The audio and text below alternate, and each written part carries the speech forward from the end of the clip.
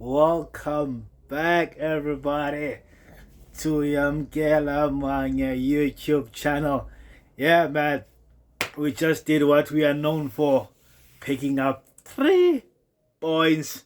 Yeah, man, we are Mamelodi Sundowns at the end of the day. We deal with picking up 3 points. Overall, good game from the guys. Yeah, I know the first half wasn't that good, but as we go into it, we'll also speak about it, and we'll also we have to give a round of applause to Salez. What a lovely game! Look, Salez, 2 games in a row now. I think three, yeah, 3 games in a row because I'll have to count the first game, the second game, and today's game. He has been performing absolutely well. He has been performing great, and we have to give him a round of applause. I remember a few years back, people were saying Salez is Neymar's cousin, Salez is a rubbish player, Salez is the South American reject, whatever, whatnot. Where are those people now? Where are they? I can't seem to find any of them. Where? I have to raise my hand and be one of those people who say, look, Sarez, please excuse my doubtness. I used to doubt you a lot, but I'm eating now humble pie. You have proven your worth at Mamelodi Sundowns. Wonderful man of the match performance today from this all-round game. There was that pass he played to, I think, not to Tashrik Matthews. He played it to Litlaku, yeah, and then Litlaku headed it to Ikram Reyners. What a lovely pass from Salez. And there was that, I think, in the 68th minute, 68th minute, when Zwane made a 10 in the middle of the park, gave it to Salez, and Salez again produced a wonderful pass. But it's just a shame. You see, it's a shame because our strikers didn't score those chances, but this is what I wanted against Chipa. The moment you have players like your Zwanes, Tembam Zwane Mshish, it's just the same. He also didn't get man of the match. What a lovely performance from that old Matala. Like Mshish is a true legend. And every time Mshish starts, we win. He started against Richards Bay, we won. He starts today again, we win. Like, that should show Miguel and his father, Ubnaziko Flemberg, that you do not bench Utemba Mshishi Zwane when he's fully fit. He's going to produce the results. And we did, look, against the Chipa United, the moment we put him in, how many chances we managed to create? It's just a shame that our strikers couldn't convert them. But today it proved again that when Mshishi Zwane is there, we will create chances and our strikers will convert, even if it's one, even if it's two. And there was that play between him and Salez, but Salez didn't pass the ball. Salez should have passed the ball to Zwane. Zwane would have converted it. We could have actually won this game by 3 or 4 goals to nil. I'm just not happy with Mikel Cardoso's last substitution when he took off Zwane and Ikram Reyners. I do not have an issue with Ikram Reyners, but I felt like when he took out Zwane, he should have also put in another creative midfielder in order to create more chances for Shalulile, in order for him to reach that record. Because after he took off Zwane, if you would notice clearly, we started playing a flat 3 midfield. Our double eights were helping Mukwena to defend more, and we only used the left side to create chances from Umotiba, meaning that there was less chances for us to score because you have like a short striker in Shalulile, and Shalulile is not a good header. Yes, he does force, but he's not capable of heading many goals. He's more about being a poacher with his feet. So if you still had a person like in that midfield who could create those chances to be able to unlock that defense and give Shalulile some chances to convert, maybe you could have scored 1 or 2. But overall, I'm happy with the game. Yes, our first half was flat. I don't know why, but it was very, very flat. I felt like we kept on passing the ball from Lunga all the way to Nyel, and then you go back again to Lunga. I felt like there were too many side passes instead of going to the front. The moment Amazulu were together at the back, defending as a stumble block, the moment they parked that bus, it was very difficult for our midfield to be able to penetrate, to be able to find those short, quick passes in order to break it down. So that's my issue, and I feel like Mikel Cardoso, as being one of top African coaches in Africa. I think he should come up with ideas on how to break low blocks because it let's be rest assured the entire season, just like last season, we're going to play against many teams which are going to play a low block against us. Therefore, we cannot have a flat-footed first half every game. We should go to a game anticipating the fact that we're going to face a low block. Therefore, if we're going to face a low block, how do we then come about to break that low block? Because I can tell you now, as Orlando Pirates lost, I think Orlando Pirates lost by the time our game ended, they were losing 2-1. They're also gonna come with a low block on that game on Saturday. So it's time for us to anticipate that teams are coming in with a low block. How do we break those low blocks? Let's bring in players which can play those 1-2 chances. And who better not than Umshishi? I don't think there's anyone better than Umshishi when it comes to playing low blocks. And as you can see, how is he operating the midfield with Silas, and Silas winning man of the match like he deserved it, guys. Like he deserved it with the passes, with the runs. His all-round game today, Silas was top-notch. It was of a player that you can see, like this guy, he grew up in a country which loves football, and that being Brazil. So him and Zwane, that chemistry I'm starting to enjoy. I wish Mikel CARDOSO shows us more of it. I wish in the next game he doesn't bench Zwane like he did against Chipa.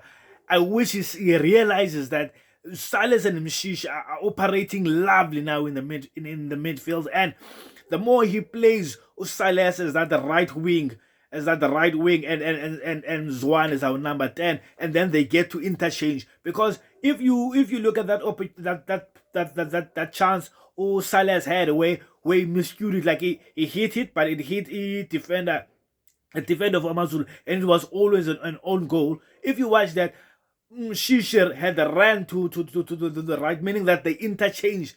And Silas, the fact that he can also play as a number 10, it's an advantage for Mamelodi Sundowns, meaning that there will be more players now who will be able to break those low blocks, to break this defensive block of players, to break these bosses. Yeah, guys, but all around, I am happy. I'm also happy with Mikel CARDOSO giving Shalulile an opportunity.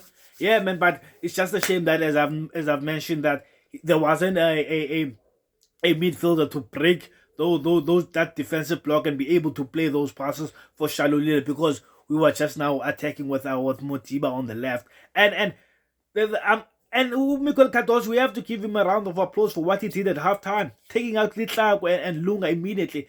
It proved that he could see what was wrong in the team, because he took out Litlago, and Litlago was selfish.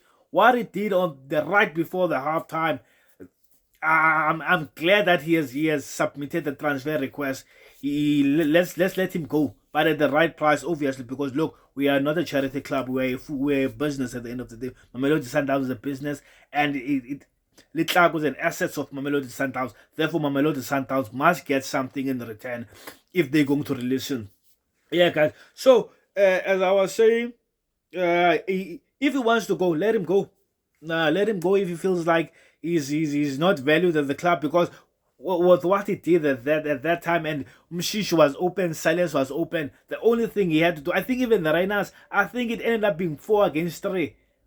And with him carrying the ball, he should have given to any of those guys, and all of those guys, excluding Silas, Mshishi and Rhinos, are more experienced than Litlago. Litlago should have had more the respect. I know as a striker sometimes you want to score, and coaches tell you from a young age as a striker you need to be selfish, but there are certain times where you have to pass the ball, where you have to release the ball to a player who is in a better position than you, than to always be selfish, because being selfish every time will cause a friction within the club.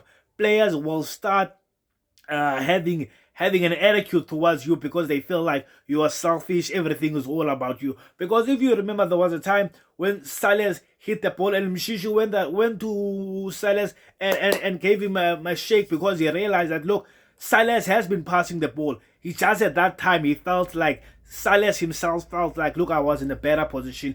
Let me take a shot. Maybe it might go in. As a striker, yes, you are allowed to do that at certain times. But what Litlago did there, that's not being football selfish wise. That's being life selfish wise. That's where, as a person, you always want everything for yourself. That's called being greedy. And then I feel like there's a fine line between greedy and selfishness. And what Litlago did there was greediness. He shouldn't have done that. And I'm glad that Mikel CARDOSO took him off immediately at halftime. I'm not sure with the substitution of Lunga and Motiba. Maybe he felt like Lunga was not giving him enough on the left.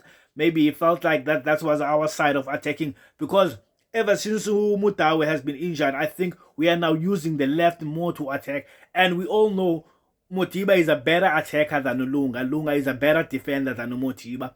Unlike Mutawe's side, where we know that he is the best when it comes to tracking back, and he is the best when it comes to tracking forward. So on that side, we have these two options. So I think that's why he brought in Motiba and took off Lunga at halftime. And it worked well, that substitution. We have to give Mikel CARDOSO again a round of applause for that, because when we lose, we always criticize him. I'm the first guy, I'll put my hand up, I'm the first guy who always criticize that guy. I always feel like, look, he doesn't have a plan B, and today he proved that he has a plan B, because when we came out of the second half, we were wonderful. It was as if it was a different team. It was as if he had changed the entire starting 11. So I have to give him a round of applause. And well done to Piki Kegane's son. That's Grant Kegane. There's a clearance he did. I think it was at the 68 minute, at the 77th minute. Yeah, 77 minutes. I can't remember the play of Amazulu, which was a clear on goal, and Grant Kegane came out of nowhere and he did a wonderful clearance. Those are the small things which we overlook when it comes to defenders, and those clearances are the clearance which win us the league at the end of the day. Because had that goal went in, it would have changed the entire game. It would have brought it. It will have changed the entire. It will have brought it on its head to toes upwards, and Amazulu will have then went back again and constructed and defended as a low block. And if you remember, I think at that time, Zwane was just going to be called out. Jaden Adams and Shalulile were already standing with the fourth official. They were already ready to be brought on. And at that time, as a coach, you cannot then retract your substitution. So that would have caused an option, because at that time he was thinking of bringing in that flat midfield three, meaning that it would have been harder for us now to break that low block, and the score would have ended 1-1. So that's why I'm saying we have to give Grant Kegane a round of applause for doing that. I think there was also a time Kipedu had also done the same thing. So the all-round game, I have to say, from the players, from goalkeeper all the way to the strikers, it was lovely. But there were chances which Amazulu created, which were frightening, and we have to work on that. We have to work on that. Those loose balls which end up causing frightening. And yes, there is no system in football which does not have a weakness, because look, football is about strategy at the end of the day. It ain't like any other sport, like your cricket, your rugby, or any other sissy sport that you might find out there. Football is about strategy. Football is about position. Even the kind of formation you are playing, formation, the kind of formation you are playing, what strategy are you using, what format are you using for that formation. So football is about that. So whatever formation, whatever format, whatever style of play we are playing, there will always be a weakness. That's why these coaches, they go to school and get the A license, pro license, Euro what licenses, for them to be able to notice during these patterns where is the weakness.